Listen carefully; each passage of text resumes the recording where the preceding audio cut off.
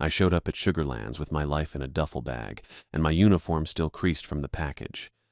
The barracks sat behind the visitor center, which was this low stone building that looked like it had been there since the park opened. Probably had. Everything in Gatlinburg felt old in a way that wasn't charming yet, just tired. The parking lot was mostly empty. March, so not quite tourist season. Good. My duffel was half open because the zipper had given up somewhere around Knoxville. I'd shoved my spare boots in there, and now the tongue of one stuck out like it was trying to escape. That was kind of how I felt too. I took the job because I wanted quiet. That's the short version. The long version involved a divorce that got messy enough that I couldn't stay in Chattanooga anymore. Couldn't keep running into Sarah at the grocery store or the gym or that coffee place on Market Street she claimed first. I didn't fight her on it.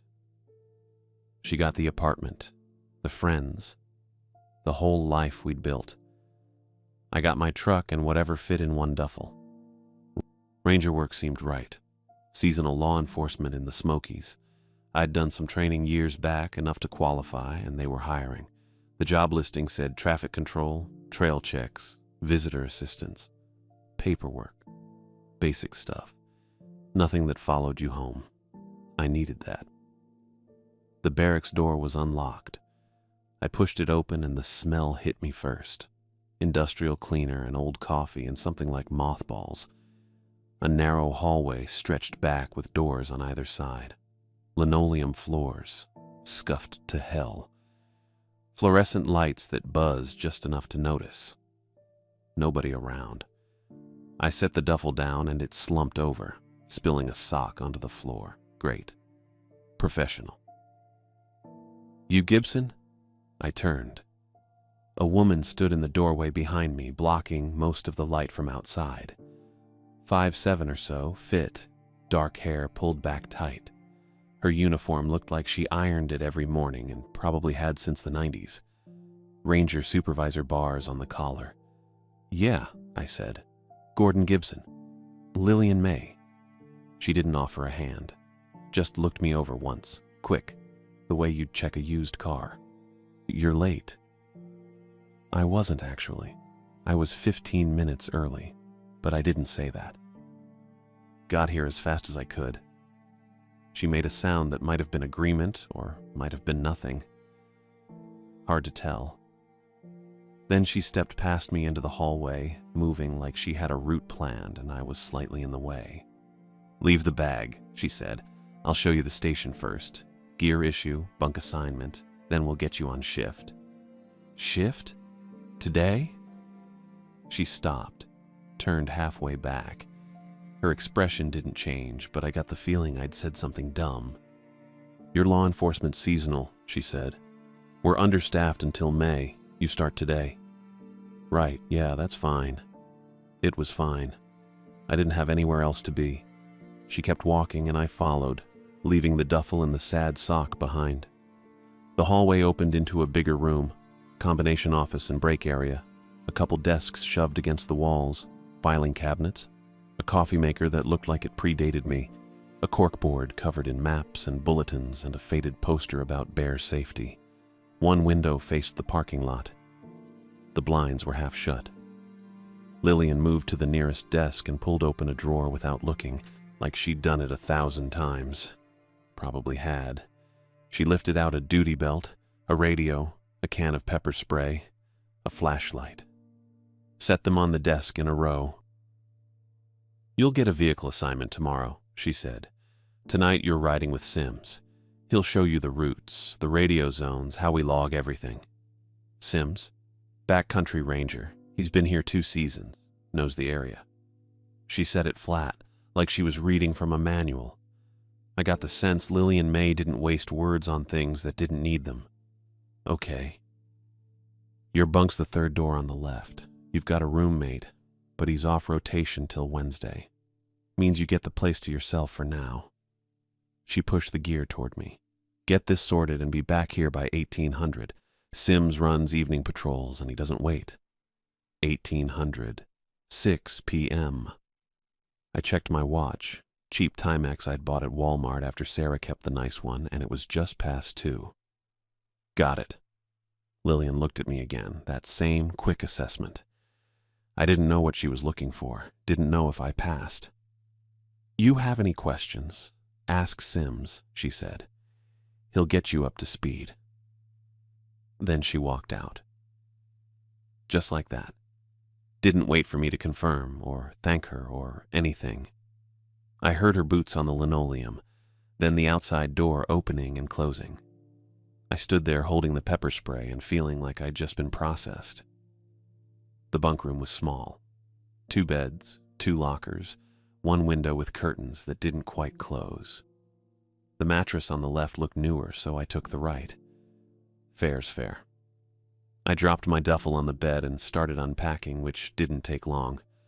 3 uniforms, 2 pairs of boots, a week's worth of regular clothes, a toothbrush, a razor, a phone charger. That was it. I'd left almost everything else in Chattanooga. Easier that way. The duty belt took me a minute to figure out. I hadn't worn one since the academy, and that had been years ago. The pepper spray clipped on the right, flashlight on the left, radio holster in back. I didn't have cuffs yet. Probably get those later. I put it on and adjusted the fit, checking myself in the mirror stuck to the inside of the locker door. I looked like a ranger. Felt weird. I killed the rest of the afternoon reading through a binder someone had left on the desk in the common room. Standard operating procedures, maps of the park, a list of common violations and how to cite them. Illegal camping, unleashed dogs, alcohol in day-use areas, feeding wildlife. It was all pretty straightforward. I figured I could handle it. At 6, a truck pulled up outside. I grabbed my radio and the flashlight and headed out. The truck was a white Park Service pickup, a little beat up, mud caked on the wheel wells. A guy leaned against the driver's door, arms crossed, watching me come down the steps. Stephen Sims, I guessed. He was tall, taller than me by an inch, rangy build, sandy blonde hair cut military short, gray-blue eyes that didn't blink much. His uniform looked almost new, even though Lillian said he'd been here 2 seasons. There was a scar on his chin, faint and old. Gibson? Yeah. Get in. I got in. He didn't say anything else until we were on the road, heading west out of the visitor center lot and onto Little River Road. The sun was starting to drop behind the ridgeline, and the light came through the trees in long slants, hitting the windshield every few seconds. It would have been pretty if I'd been in the mood for pretty. You done patrol before? Sims asked. Some. Not in a park. Where? Chattanooga, security work mostly. He nodded. Didn't ask why I left. I appreciated that. Little River Road's one of the main routes, he said. Runs along the river for about 20 miles, connects to Cades Cove and Townsend. Popular with tourists. Popular with idiots. Idiots? People who stop in the middle of the road to take pictures. People who hike past the closure signs because they think rules don't apply. People who try to swim in the river and get swept downstream. He said it all in the same flat tone, like he was listing groceries. We spend most of our time pulling them out. I didn't know what to say to that, so I just watched the road. Radio check, Sims said suddenly. He pulled his radio off his belt and keyed it. Dispatch, this is Ranger Sims with Gibson on Little River Road starting evening patrol. The radio crackled. A woman's voice came through, calm and clipped. Copy, Sims. Check in at 2100. Copy. He clipped the radio back and glanced at me. You try. I pulled mine off and pressed the button. Dispatch. This is Ranger Gibson. Radio check. Static. Then, copy, Gibson. Welcome to Sugarlands. Sims nodded. Good enough. We drove for a while without talking. The road curved and climbed, following the river below. I could hear it through the open window, that constant rush of water over rocks. There were pullouts every half mile or so, most of them empty. A couple had cars parked, people standing around with cameras or sitting on the hoods eating sandwiches. Dead zones, Sims said, pointing ahead where the road dipped into a hollow. Radio cuts out in some of the valleys. You need to know where they are so you don't call for backup and get nothing. How many? 5 on this route. I'll show you. He did. We stopped at each one, and he made me try the radio, and sure enough, 3 of them came back with nothing but static. He had me mark them on a map he kept in the glove box, little X's in pencil that were already half rubbed out from other hands. It was past 7 when he pulled into a turnout near a trailhead. The sign said, Laurel Falls, 2.6 miles. There was a chain across the trail and a smaller sign zip-tied to it, closed for maintenance. People ignore this? I asked. Every day. Why close it? Rock slide last month. Part of the trail washed out. Crew's supposed to fix it next week. He killed the engine and looked at me. You see someone pass the chain, you bring them back. You don't ask if they saw the sign. You don't explain why it's closed. You just tell them it's closed and they need to leave. Understand? Yeah. You sure? I looked at him. His expression hadn't changed. Still flat, still watching. Yeah, I said again. Good. He got out of the truck. I followed. We walked up to the chain and he tested it, pulling on the links to make sure it was secure. Then he looked down the trail, hands on his hips like he was waiting for something. You ever have someone not listen? I asked. All the time. What do? Cite them if they're stupid about it. Escort them out if they're not. He turned back to me. You follow procedure, Gibson. Every time. You don't improvise. You don't try to be nice. You follow the rules and you make them follow the rules. That's the job. Got it. Do you? There it was again. That edge. Like he was testing me. Yeah, I said. I got it. He stared at me for a second longer, then nodded. Let's head back. We got back in the truck and he started the drive down, slower this time, his eyes scanning the road and the pullouts. I tried to do the same, watching for people doing dumb things, I guessed. We didn't see any.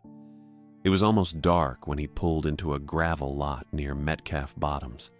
He cut the engine and just sat there, hands on the wheel. One more thing, he said. I waited. He reached into his shirt pocket and pulled out a card. Not a business card. Something else. It was about the size of an index card, bent at the corners with handwriting on it. He held it out. I took it. The light was bad, but I could just make out the words. Rules, it said at the top. Then a list. Never follow voices off trail.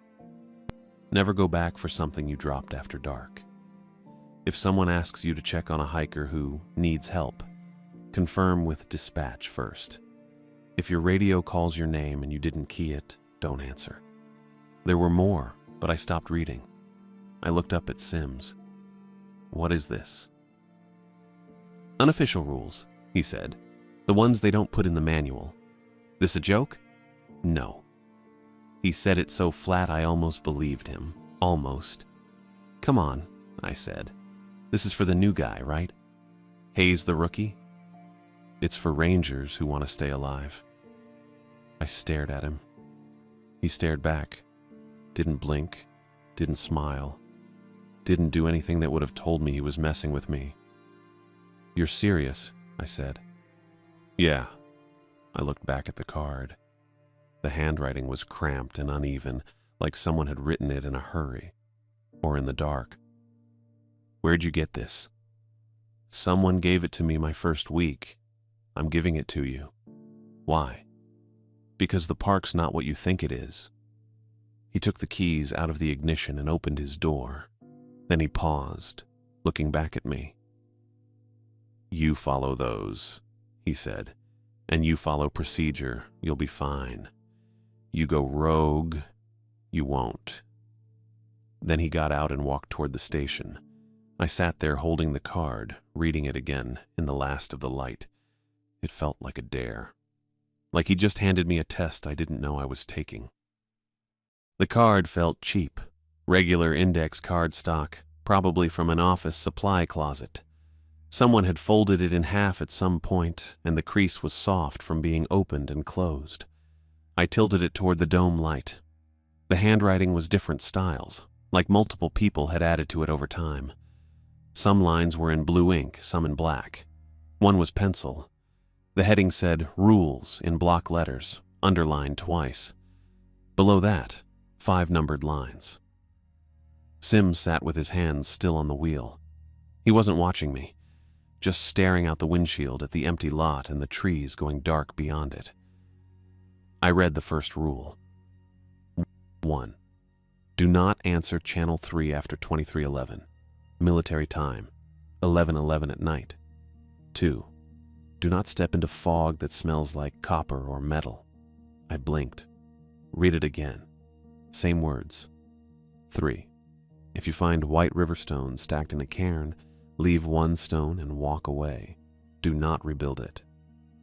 4. Do not follow bell sounds off trail, even if dispatch reports a lost dog or livestock. 5. If you find a trail sign with your own handwriting on it, report immediately to dispatch and go directly to a staffed building. Do not investigate. I looked up. Sims was still staring forward. This a joke? I said. No. Hazing then? No. I waited for him to crack a smile or admit it was some kind of tradition to mess with new hires. He didn't move. These don't make sense, I said. They don't have to make sense. His voice was flat, matter of fact. You follow them anyway. Who wrote this? Different people. When? Over time. That was all he gave me. I looked back down at the card. The ink on Rule 4 was faded, older. Rule 5 looked newer. The pencil on Rule 3 had smudged a little at the edge. What happens if I don't follow them? I asked. Sims turned his head, looked at me straight on for the first time since handing me the card. His eyes were that flat gray blue that doesn't give anything away. You probably won't get a chance to find out twice. The air in the truck felt different. Colder maybe, or just smaller. Someone gave me this card my first week, Sims said. I'm giving it to you now. You keep it. You follow procedure, and you follow these rules, and you'll be fine. What if I want to know why? You don't. He turned back to the windshield. You don't ask why. You just do it. I read the list again. Channel 3 was our standard patrol frequency. We'd been using it all night. The fog thing sounded insane. Stacked stones were trail markers, cairns. People built them all the time, even though they weren't supposed to. Bells I could maybe understand if it was some weird poacher thing, but dispatch wouldn't report livestock in a national park. And my own handwriting on a sign didn't even make sense as a concept. This is, I started, real. Sims cut me off. It's real. I don't care if you believe it right now. You will. He reached over and tapped the card with one finger. Keep it on you. Duty belt, wallet, somewhere you'll have it. Read it once a week until you've got it memorized. I folded the card and slipped it into my shirt pocket. It sat there against my chest, stiff and strange. What's special about 1111? I asked. Sims started the engine. Nothing, until it is. That's not an answer. It's the only one you're getting. He shifted into reverse and backed out of the spot. I told you what you need to know. The rest is just waiting to see if you're smart enough to listen. We drove back toward Sugarlands in silence. The road was fully dark now, just our headlights cutting through and the yellow line rolling past. I kept my hand on my pocket, could feel the card's edge through the fabric. When we pulled into the station lot, Sims put the truck in park but left it running. You start solo patrol Thursday, he said. Day shift first. You'll do fine if you don't overthink it. And if something happens, follow procedure, then follow the card. He looked at me again, that same flat stare. In that order. Procedure first, always. but if procedure doesn't cover it, the card does. I wanted to ask what kind of situation procedure wouldn't cover. Didn't. Get some sleep, Sims said. I climbed out. He drove off before I even closed the door all the way. Inside the barracks, I sat on my bunk with the card in my hand. Read it 3 more times. Tried to find the logic in it. Couldn't. I put it in my wallet behind my driver's license. Figured that was close enough. 2 nights later, I was in my room organizing my duty belt. My roommate still wasn't back. Wednesday had come and gone, and his bunk stayed empty. I didn't mind. Gave me space to spread out. I'd done 1 solo day shift already. Thursday, like Sims said. Drove the Little River Road route, checked turnouts, told 6 people their dog needed a leash, and watched 4 cars stop in the middle of the road to take pictures of nothing. Standard stuff. No weird fog, no bells, no stacked white rocks, no voices on Channel 3 after 11:11, because I'd been back at the barracks by 9:30 and asleep by 10. I was pulling my flashlight off the belt to check the batteries when the radio hissed. It was sitting on my bed. I'd left it on. Force of habit from the first night with Sims. Always keep the radio on so you know what's happening. The static settled and a voice came through. "Gibson, this is May. Do you copy?" Lillian's voice. Calm, professional, same tone she used for everything. I reached for the radio, stopped, looked at my watch. 11:13. My hand hovered over the radio. The card was in my wallet on the desk. I didn't need to check it. I'd read it enough times. Do not answer Channel 3 after 23:11.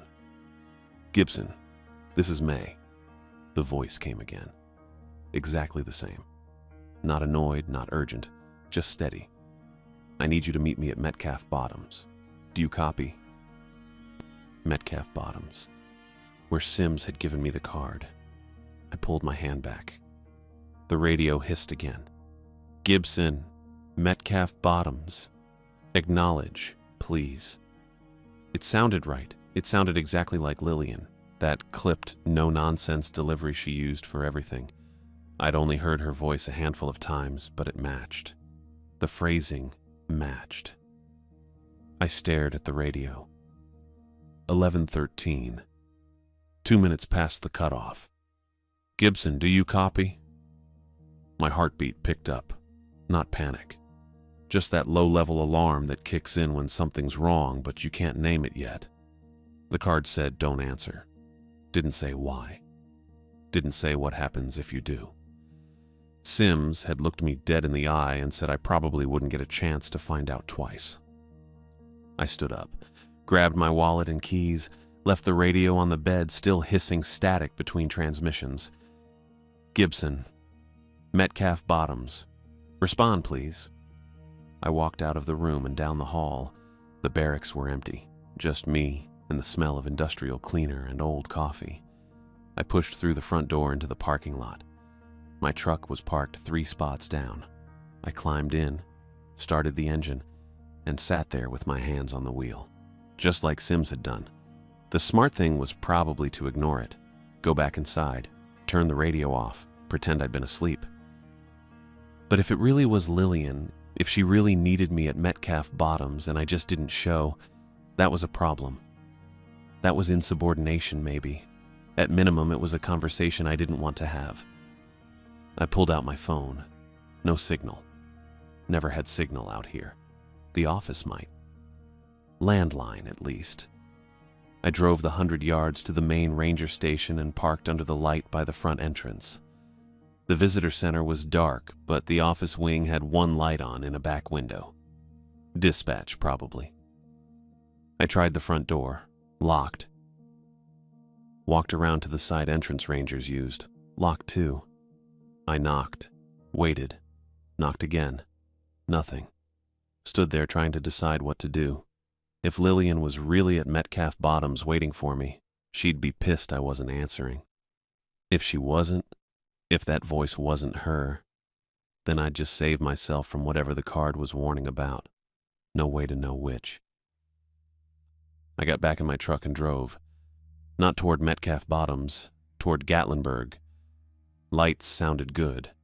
People sounded better. The card didn't say I couldn't leave. Just said don't answer. The road wound down through dark trees and past closed pullouts. I passed the turnoff for Metcalf Bottoms and kept going. Didn't slow down, didn't look. Gatlinburg started as scattered gas stations and motels, then thickened into the main strip with its neon and tourist traps and traffic lights. I pulled into a pilot station, parked under the brightest light I could find, and sat there with the engine running. 11:28. I waited until midnight.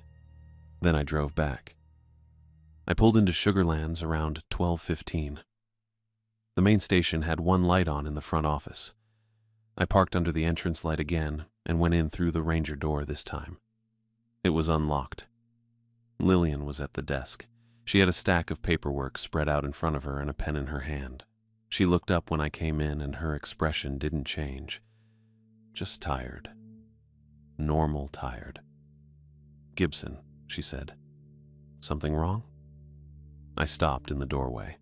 My radio was still back at the barracks, probably still transmitting to an empty room. I hadn't wanted to touch it. "I got a call on Channel 3, I said, "about 20 minutes ago. Someone using your name asked me to meet at Metcalf Bottoms."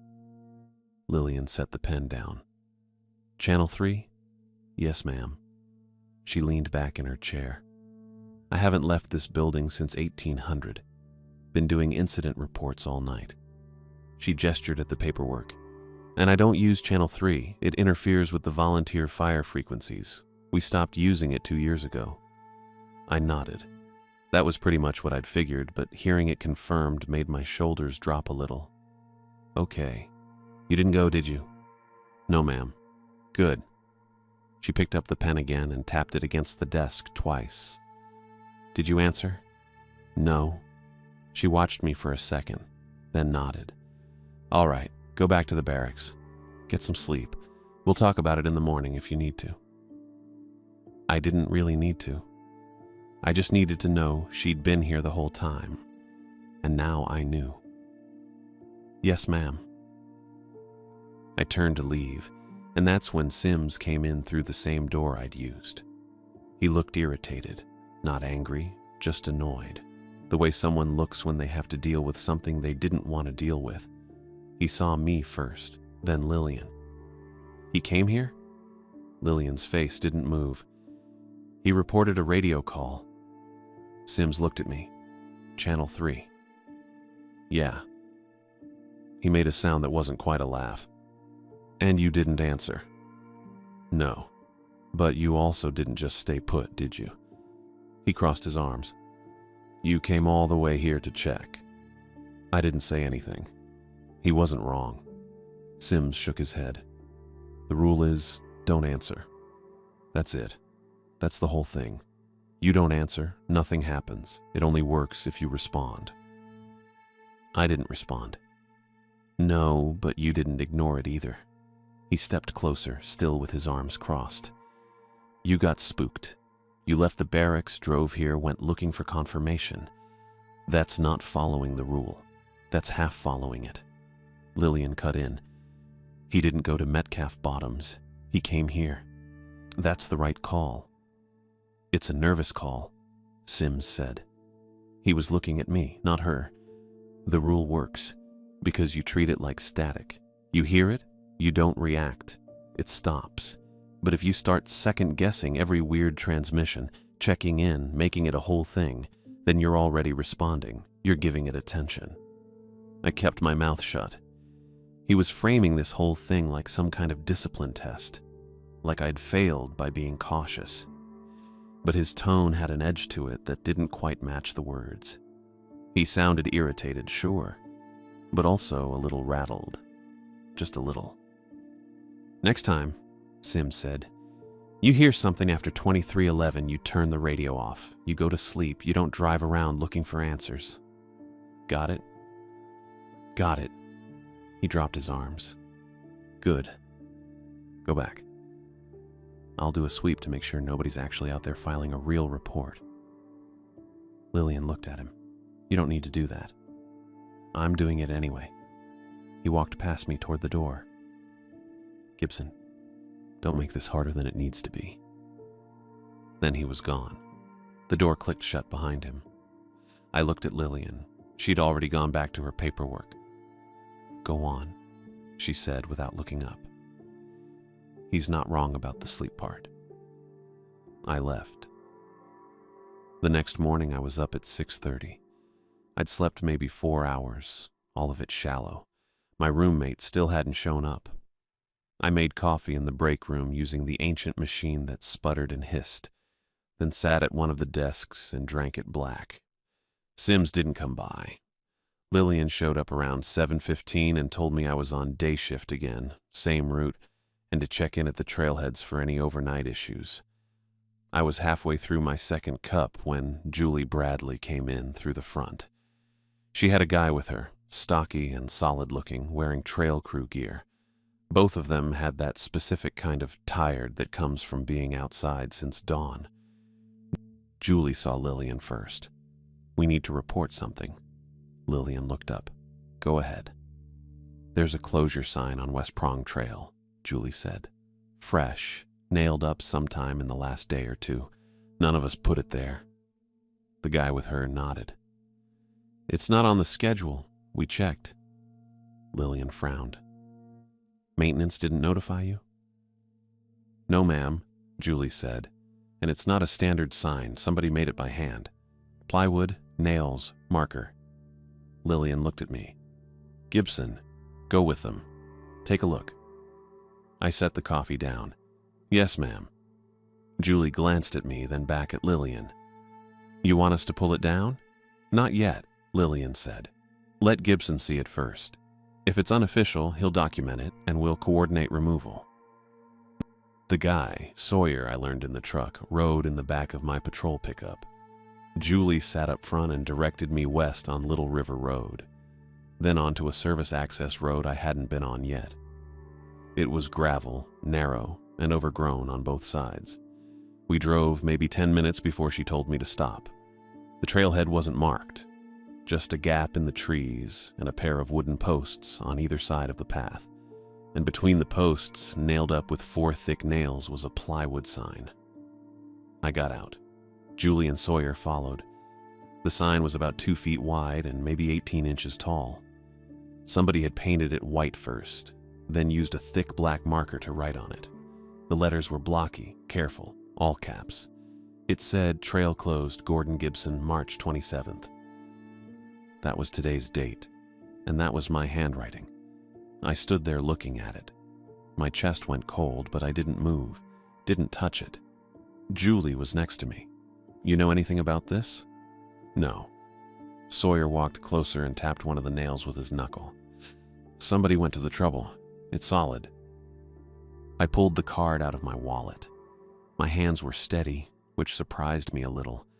I unfolded it and read Rule 5 again, even though I'd already memorized it. If you find a trail sign with your own handwriting, report it to dispatch immediately. Go directly to a staffed building. Do not investigate. Do not remove it. Julie was watching me. What's that? Instructions, I said. I folded the card and put it back. We need to go back. I need to report this. Sawyer frowned. You want us to leave it? Yeah. It's not official, Julie said. People are going to see it and think the trail's closed. I know. I looked at her. But I'm not touching it. I need to report it first. That's procedure. That wasn't exactly true. Procedure would probably say to remove unauthorized signage and file a report after. But the card said go directly back, and I was following the card. Julie looked at Sawyer. He shrugged. All right, she said. We'll wait here. You go report it, then we'll pull it down together. Okay. I got back in the truck and drove straight to Sugarlands. Lillian was still in the office. I told her what I'd seen, exactly as it was. She didn't interrupt. When I finished, she picked up the desk phone and dialed a number from memory. Brett, it's Lillian May at Sugarlands. I need maintenance to pull an unauthorized sign from West Prong Trail access. Today, if possible. She listened. No, it's not standard. Somebody put it up without coordination. I've got a ranger on site who can meet your tech. Another pause. Thanks. Call me back with an ETA. She hung up and looked at me. Sit tight. Maintenance will handle it. I sat in one of the chairs by the wall. My hands were still steady. I didn't feel panic exactly. Just cold. Careful. Lillian went back to her paperwork. I waited. The call came back maybe 40 minutes later. Lillian answered, listened. Then her face changed. Not much, just a tightness around her mouth. You're sure, she said. Then, all right, thanks, River. She hung up and looked at me. Maintenance went to the site. River Tucker. He says there's no sign, just the posts. Nothing nailed to them. I stood up. It was there. I believe you, Lillian said, but it's not there now. I thought about that. Julie and Sawyer saw it too. I know. So where'd it go? Lillian set the phone down carefully. I don't know, Gibson. But if River says it's not there, then it's not there. He's been doing this for 20 years. He doesn't miss things. I didn't say anything. There wasn't much to say. The sign had been real, solid, nailed in with 4 nails that Sawyer had tapped with his knuckle. And now it was gone. Lillian looked at me for a long moment. You followed the card? Yes, ma'am. Good. Keep doing that. I nodded. She picked up her pen again. Go back on patrol. If anything else turns up, you report it immediately. Understood? Yes, ma'am. I left. My hands were still steady, but the cold feeling in my chest hadn't gone away. Sims got back to the station around the time I was finishing my report. I'd written everything down, the sign, the text, the date, the handwriting. Lillian had filed it under unauthorized postings and sent a copy to Brett in maintenance. Sims read it over my shoulder. Didn't ask permission. Just leaned in and scanned the whole thing. Pranksters, he said. I looked up at him. That's what this is, Sims continued. He tapped the paper. Someone saw your name on the roster. Tourists pull this kind of thing all the time. I said the sign had my handwriting. Close enough to pass, Sims said. People fake signatures. Not hard. Lillian was at her desk, doing something with a logbook. She didn't look up. I pointed out that River said the sign was gone when he got there. That wasn't tourist behavior. That was someone watching the trail and pulling it down the second we left. Sims shrugged. Proves my point. They saw you leave and took it down, probably laughing about it right now. The logic was almost reasonable. That bugged me more than if he'd just dismissed it outright. I asked why someone would bother. People get bored, Sims said. They think park rangers are easy targets. Make a weird sign, spook the new guy, take it down before anyone else sees it. Classic setup. Lillian finally looked up. River's been with us 20 years. If he says it wasn't there, it wasn't there. Right, Sims said, which means someone pulled it. Just a prank. I didn't say anything. The whole thing felt wrong, but I didn't have a better explanation. Sims leaned against the desk. You want to sit here and file reports, or you want to go up there and catch them? I asked what he meant. Evening patrol, Sims said. We hike the trail. If they're still around, we find them. If not, at least you see there's nothing weird about the area. Lillian said we didn't have authorization for a night hike on a closed access trail. It's not closed, Sims said. Just low traffic. And we're looking for whoever put up unauthorized signage. That's our job. Lillian's mouth tightened. She didn't argue, but she didn't agree either. Sims looked at me. You coming or not? I figured it was better than sitting around thinking about it. So I said, yeah. We left just after 7. The sun was still up, but dropping fast. Sims drove us back to the West Prong access in his patrol truck and parked at the trailhead. The posts were still there. No sign between them. just empty space and 4 nail holes. Sims got out and shouldered a small pack. I had my duty belt, radio, flashlight. He said we'd hike in a mile, sweep the area, hike back. Should take an hour, maybe less. I asked if we were expecting to find anyone. Probably not, Sims said. But if we do, we document it and escort them out. Standard. We started up the trail. It was narrow, overgrown in places, with roots crossing the path every few yards. The kind of trail that didn't see much maintenance because it didn't see much use. Trees pressed in on both sides. Oak, poplar, pine. Everything smelled like wet bark and old leaves. Sims walked ahead, didn't talk much, just kept a steady pace, scanning the brush on either side like he was looking for something specific. Half a mile in, I saw the stones. They were stacked beside the path on the left side. 5 of them. White river stones, smooth and round, balanced in a cairn about a foot tall. They were clean, dry.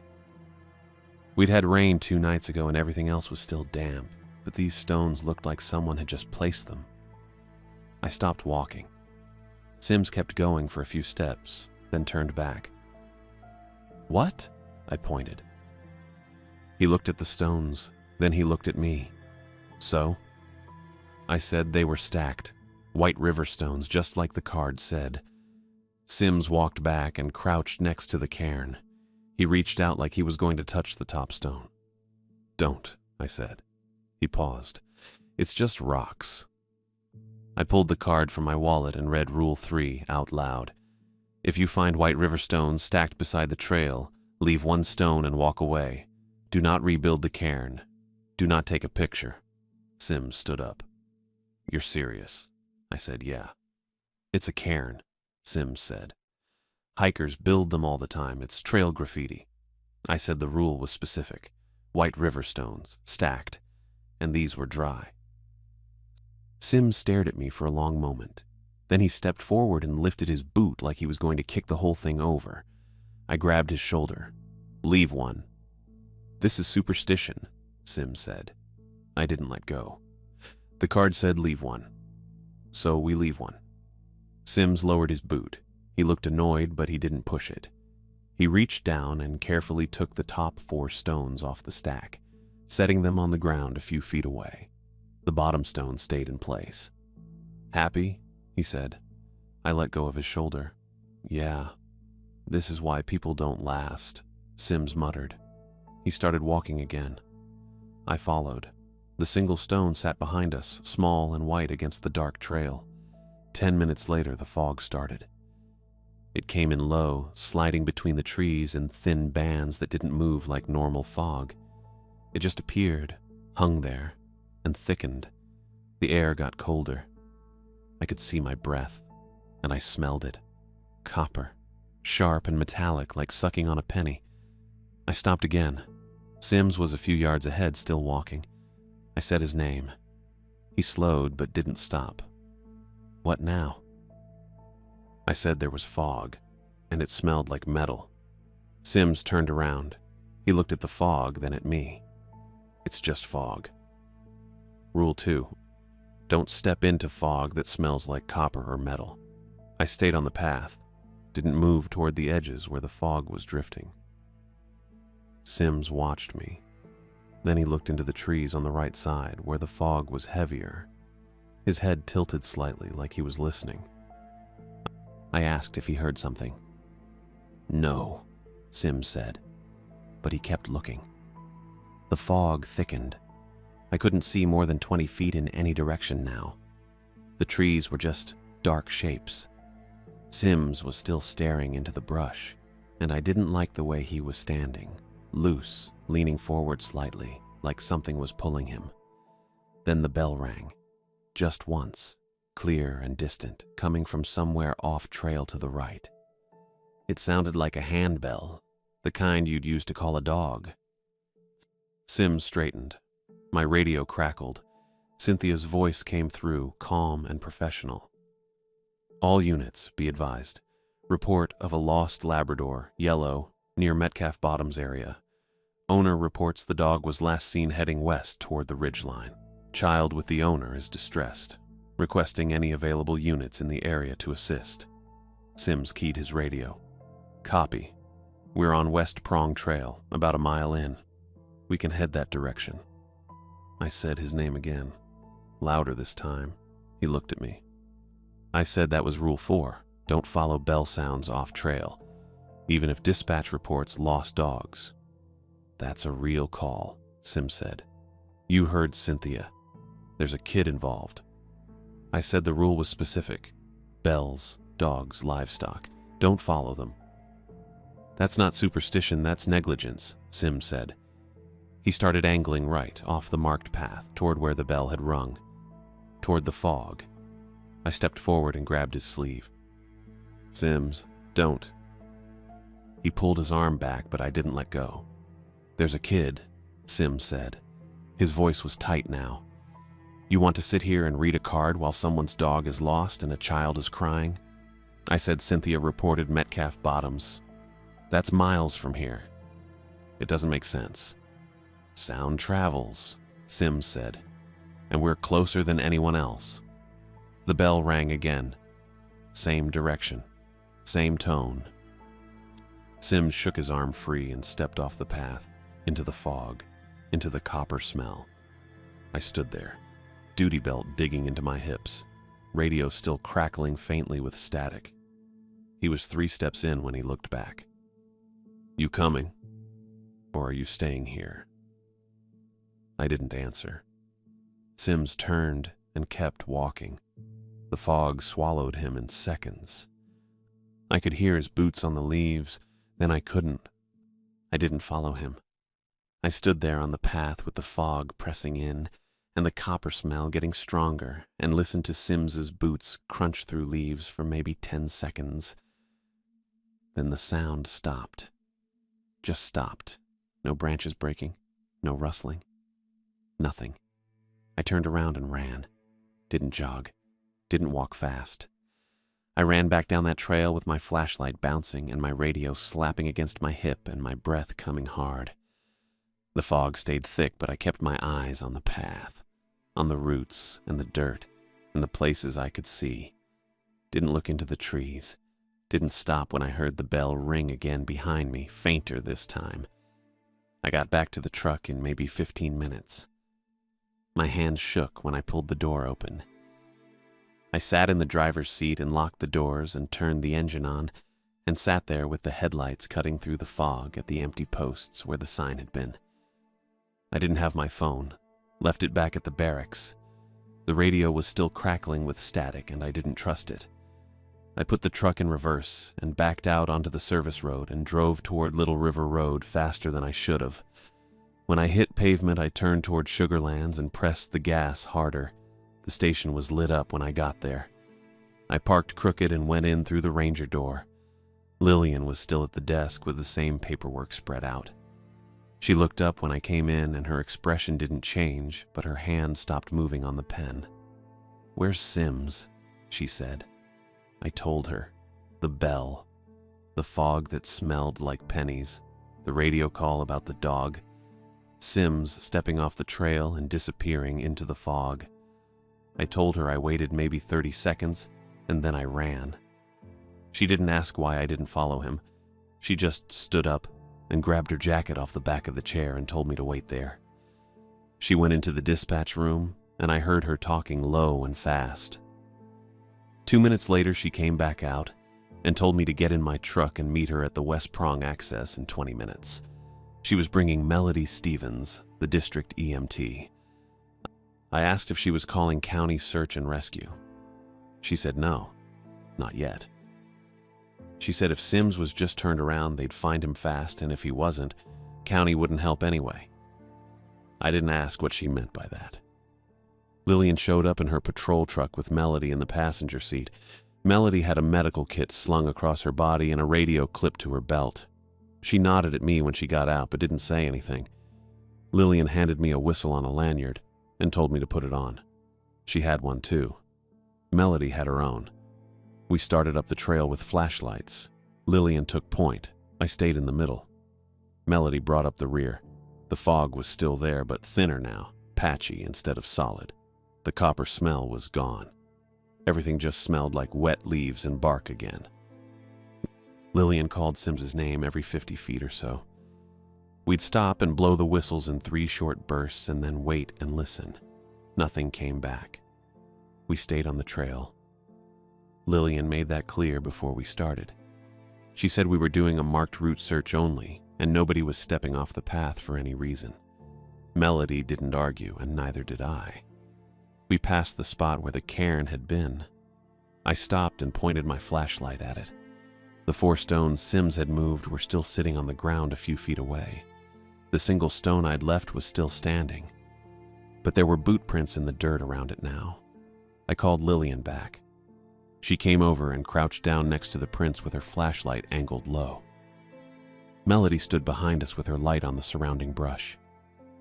The prints were fresh, deep treads, Sims's boots. They came from the direction of the trail and walked straight toward the stones. Then they circled the cairn once, a full loop, the prints overlapping in places. Then they walked up to the single stone and stopped. Just stopped. No prints leading away, no scuff marks, no sign he'd turned around or backtracked or stepped off in another direction. The last clear print was right next to the stone. The toe pointed at it. And after that, there was nothing. Lillian stood up and swept her flashlight across the area in a slow arc. She didn't say anything for a long time. Melody asked if we should mark it. Lillian said no. She said we keep moving and finish the sweep. We hiked another half mile and found nothing. No more prints, no gear, no sign of Sims. We turned around and walked back to the trucks as the sky started going gray with early light. The fog was gone by then. Everything looked normal. Just a low-traffic trail with wet leaves and quiet trees. Lillian told me to go back to the barracks and get some sleep. She said if Sims didn't turn up by noon, she'd escalate it. Melody got back in Lillian's truck and they drove off together. I sat in my truck for a while with the engine off and watched the empty posts and thought about those boot prints stopping at the stone. Then I drove back to Sugarlands and went to bed. I didn't sleep. I lay there staring at the ceiling and listening to my roommate's empty bunk creak whenever the building settled. Around 10, I got up and made coffee and sat in the break room with the procedures binder open in front of me, but I wasn't reading it. Sims walked in at 11:43. I looked up and he was just there, standing in the doorway in his full uniform with his boots laced and his duty belt on and his hair combed. He looked clean, dry. Not a speck of mud on him, not a leaf, nothing. He nodded at me and walked past to Lillian's desk and set down a piece of paper. I stood up. My chair scraped loud against the floor. Lillian came out of the dispatch room and stopped when she saw him. Her face didn't move, but her hand went to her radio for half a second before she caught herself. "Sims," she said. "Ma'am," he said. He tapped the paper on the desk. "Incident report. Got turned around last night after Gibson headed back. Slept in my truck at a pullout off Tremont Road. Just woke up about an hour ago." Lillian picked up the paper. I stepped closer and looked over her shoulder. It was typed, full incident report format, date, time, location, narrative summary, all of it. Clean margins, no typos, formatted like it came out of a template. Lillian looked at Sims. "You filed this from your truck?" "No, ma'am. Typed it up just now in the barracks. Brought my laptop." She set the paper down. "You got separated from Gibson at approximately 19:30 hours. You're filing this 12 hours later." "Yes, ma'am. I know it's late. I apologize." She didn't say anything for a few seconds. Then she told him to sit down and wait. Sims sat in the chair by the wall. I stayed standing. Lillian went back into dispatch and I heard her talking low on the phone. When she came out, she had Melody with her. Melody set her kit on the desk and told Sims she needed to do a quick check. He didn't argue. She took his pulse at the wrist, counted silently, then pressed 2 fingers to his neck and counted again. She pulled a pen light from her kit and checked his eyes. Then she pressed the back of her hand to his forehead and frowned. "You feel cold?" she asked. "No, ma'am." She touched his neck again, then his wrist. She pulled a thermometer from the kit and told him to open his mouth. He did. She waited for the beep and looked at the reading. 97.1, she said. Lillian asked if that was normal. Melody said it was low, but not dangerous. She asked Sims if he felt dizzy or nauseous or confused. He said no to all three. She packed up her kit and told Lillian his vitals were stable. Lillian thanked her. Melody left. Lillian looked at Sims for a long time. Then she picked up the incident report and put it in a folder. "You're cleared for duty," she said. "Take today off. Report tomorrow at 0600 for assignment." Sims stood up. "Yes, ma'am." He walked out. I stared at Lillian. She didn't look at me. "That's it?" I said.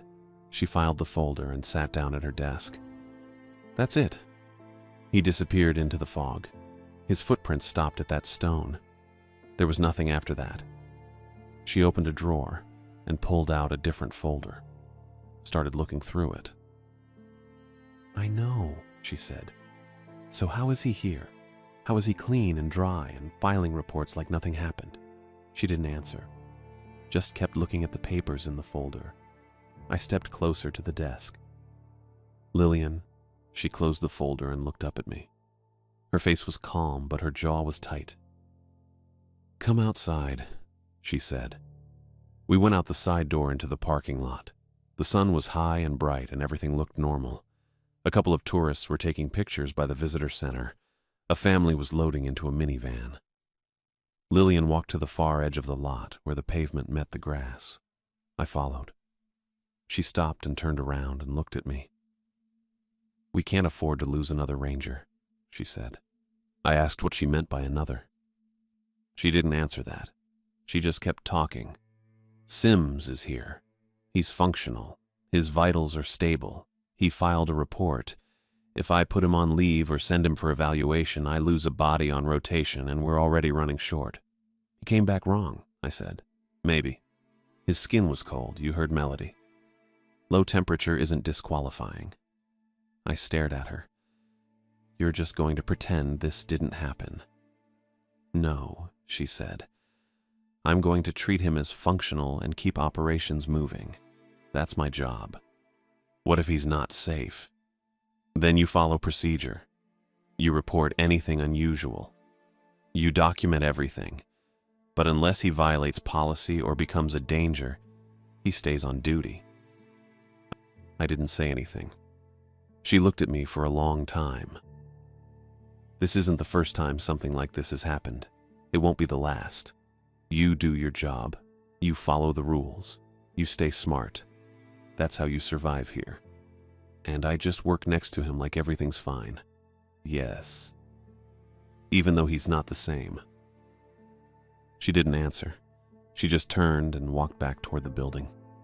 I stood there in the parking lot with the sun on my face and the sound of tourists laughing somewhere behind me and thought about Sims's boot prints stopping at the stone. Then I went back inside. I woke up tasting pennies. That was the first thing. Not a noise, or a light, or anything normal. Just that sharp metallic taste coating my tongue like I'd been sucking on old batteries. I sat up in the dark, and my mouth was full of it. The clock on my phone read 11:11. I heard the bell. It was inside the room. Not outside the window or down the hall or anywhere that made sense. It was right there in the bunk room with me, clear and close, the same handbell I'd heard on West Prong Trail. One clean ring that hung in the air for too long. My radio was on the desk. I'd left it turned off. The power dial was still in the off position. It clicked on anyway. Static first, then the squelch break, then Sims's voice, calm and professional, coming through channel 3. "Gibson, this is Sims. Lillian needs you at Metcalf Bottoms. She's asking for you, specifically. If you answer now, this settles what started. Acknowledge." I didn't move. The metallic taste got worse. My mouth felt like I'd bitten through aluminum foil. Gibson. Acknowledge. One response settles it. That's all she needs. I got out of bed. My boots were already on. I didn't remember putting them on, but they were laced tight and double knotted. I grabbed the radio, carried it to my locker, shoved it inside, and slammed the metal door. The voice kept talking, muffled now, but still clear enough. You already know where she is. You've always known. I locked the locker with the combination lock I'd bought at Walmart my second day. 3 turns and it clicked. The voice cut off mid-sentence. I stood there breathing hard with my hand still on the lock. The river stone was in my left cargo pocket. I'd kept it after the search. Didn't really think about why. Just pocketed it when nobody was looking and brought it back to the barracks. It was smooth and cold and about the size of a roll of quarters. I grabbed my wallet, my keys, my jacket, left the radio locked up, left my phone on the bed because I didn't trust it either. The hallway was empty, no lights on in any of the other rooms. I walked fast and didn't look back. Outside, the parking lot was quiet. My truck started on the first try. I drove out of Sugarlands with the windows down and the heater off, letting cold air blow the taste out of my mouth. It didn't work. The Shell station on Airport Road was the only place I could think of.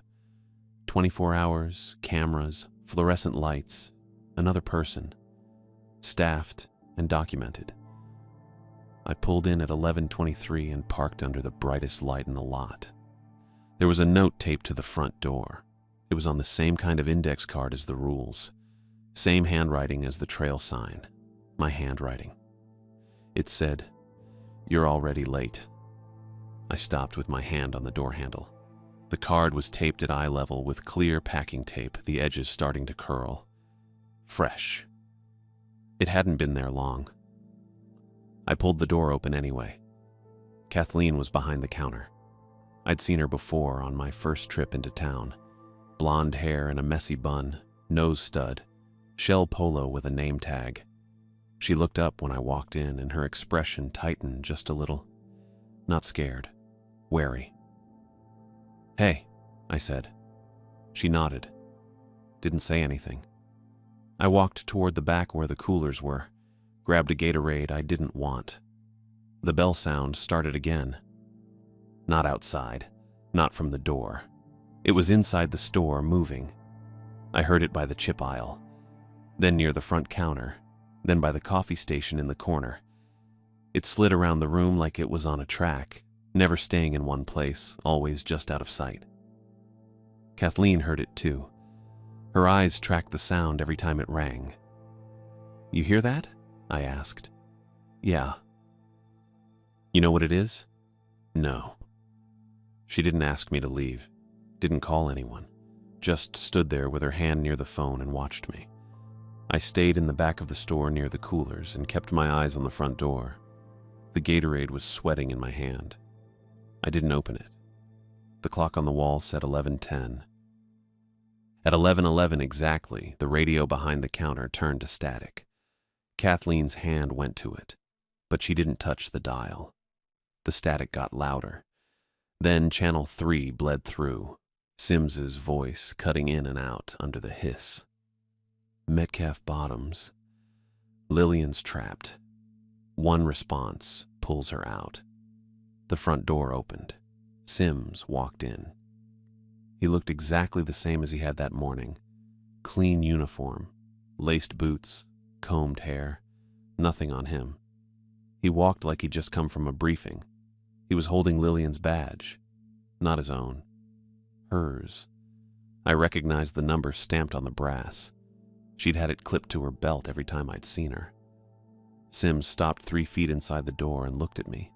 His face was calm, no expression, just steady and waiting. "She's at Metcalf Bottoms," he said, "kneeling in the fog. She can't get out on her own. One response from you and it pulls her free." I didn't answer. Kathleen was pressed against the back wall behind the counter, phone in her hand now, but not dialing. "You already broke the sequence," Sims said. "The cairn. The fog. The bell. You stopped it partway and now it's stuck. Lillian's stuck. If you don't finish it, she stays there. Where'd you get her badge? I asked. She dropped it when she went in. Went in where?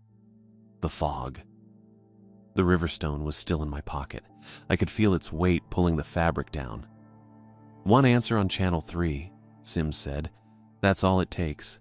Then she walks out and this ends. What happens to you? I'm already done. He said it flat. No emotion, like he was reporting the weather. I didn't ask what he meant. I walked past him, shoulder brushing his, and pushed through the front door. The note was still taped there. I ripped it down and crumpled it in my fist. Sims followed me to the parking lot but didn't try to stop me. He just stood under the light holding Lillian's badge and watching. I got in my truck, locked the doors, and drove. Metcalf Bottoms was 15 minutes west on Little River Road. I knew the route by heart now. I drove it with both hands on the wheel and the Riverstone sitting on the passenger seat where I could see it. The parking lot was empty when I pulled in. No Ranger trucks, no Lillian. Just gravel and the low wood fence that marked the trailhead. The fog was already there. It started at the tree line, thick and motionless, the same unnatural stillness I'd seen on West Prong Trail. I could smell the copper before I even got out of the truck. The stone cairn was 10 feet past the fence. 5 white stones stacked clean and dry. They hadn't been there 3 days ago. I'd walked this loop twice on patrol, and there'd been nothing. I grabbed the Riverstone from the passenger seat and got out. The fog didn't move. It just sat there between the trees, waiting. I walked toward the cairn and stopped 2 feet away. The copper smell was so strong I could taste it again, sharp and bitter on the back of my tongue. Lillian was inside the fog.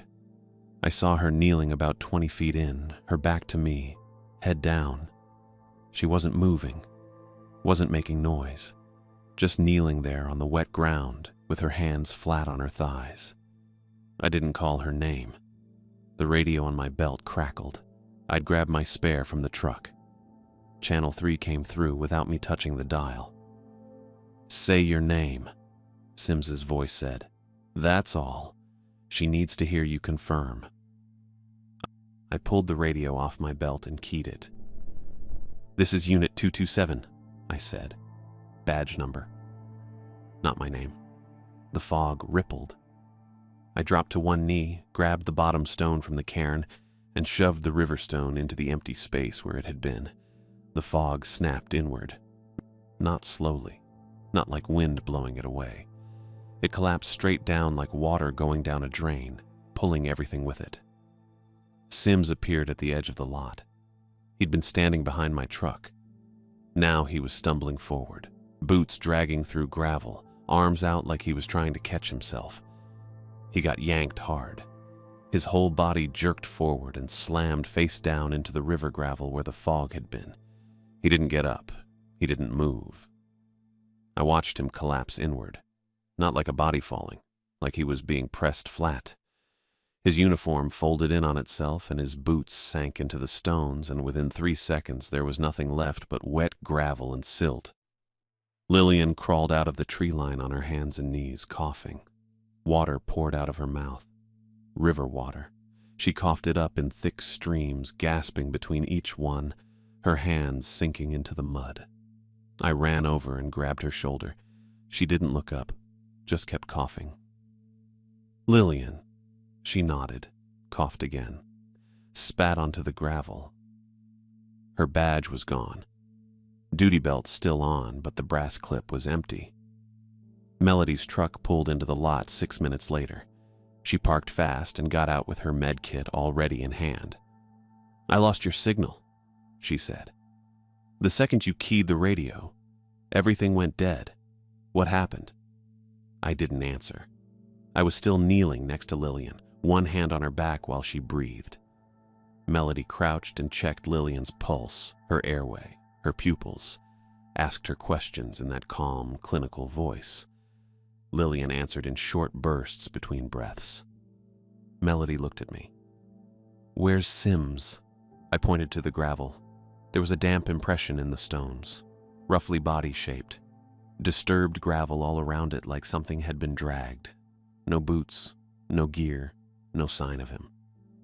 Melody stood and walked over with her flashlight. She crouched and touched the gravel with 2 fingers, then pulled her hand back. "It's cold," she said. "Yeah. Where'd he go?" "I don't know." She looked at me for a long time. Then she looked at Lillian, then back at the gravel. "Okay," she said. That was it. She didn't push. She helped Lillian to her feet and walked her to the truck. Lillian filed Sims as a resignation the next morning, typed it up herself, effective immediately, no forwarding address. She sent it to district, and they accepted it without questions. She ordered all the handheld radios reprogrammed to skip Channel 3 entirely. Took 2 days. Maintenance pulled every unit and flashed the firmware. When they came back, the channel was just gone. The dial jumped from 2 to 4. She tightened the schedule so fewer rangers worked alone. Paired shifts wherever possible. Adjusted patrol routes to keep people closer to the station. I put in for a transfer to New River Gorge in West Virginia. Submitted the request form the same week. Lillian signed it without asking why. I kept the Riverstone on my dashboard, right there in the center where I could see it every time I looked up. It stayed there until the day I drove out of the Smokies. That was it.